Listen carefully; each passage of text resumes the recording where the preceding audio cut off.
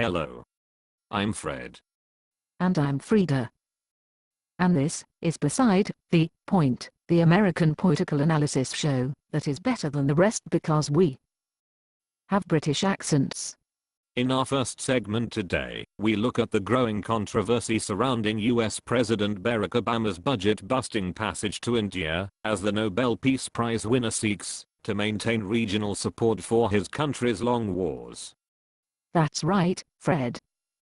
Many Americans are appalled by the administration's decision to spend the equivalent of a bad year's gross domestic product on a 10-day trip that won't accomplish much of anything.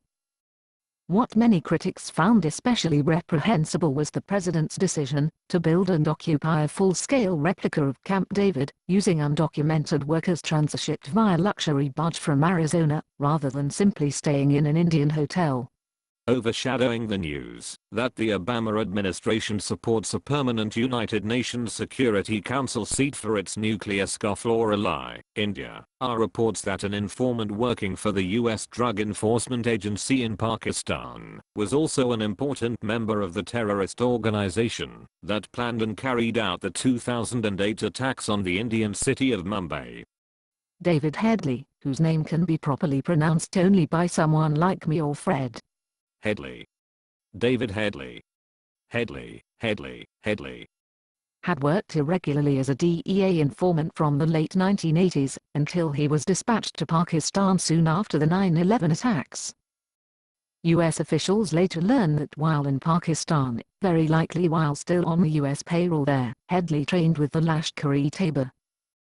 He later served as a location scout for the group's operatives in Mumbai, identifying entry points and targets for the eventual attacks. Several US agencies, apparently including the FBI and CIA, along with the DEA, received reliable warnings about Headley's political sympathies from, among others, his two former wives and a former girlfriend. Those warnings were dismissed in deference to Headley's value as an informant. Neither the anonymous US officials who spoke with the New York Times and with the Washington Post in an earlier story, nor the reporters involved, speculated on whether US agencies may have used Headley to conduct drug transactions benefiting unofficial US allies in Pakistan or Afghanistan, a tactic US clandestine organizations have been known to use in every asymmetrical conflict in which the country has been involved, dating back at least to Vietnam. Thank you, Fred.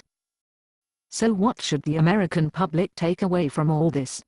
Well, Frida, I think the most important point is that America's right-wing crazes were spot on in reacting hysterically to the cost of the Obama trip. No amount of foreign policy or economic successes justify the permanent destruction of the US economy, which is surely what will happen within days of the president's return. And secondarily, with respect to the Headley affair, I think the lesson is that when one lies down with dogs, one gets up with turncoat operatives who inflict massive loss of life on Americans and their allies. Thank you, Fred. And that's today's Beside the Point.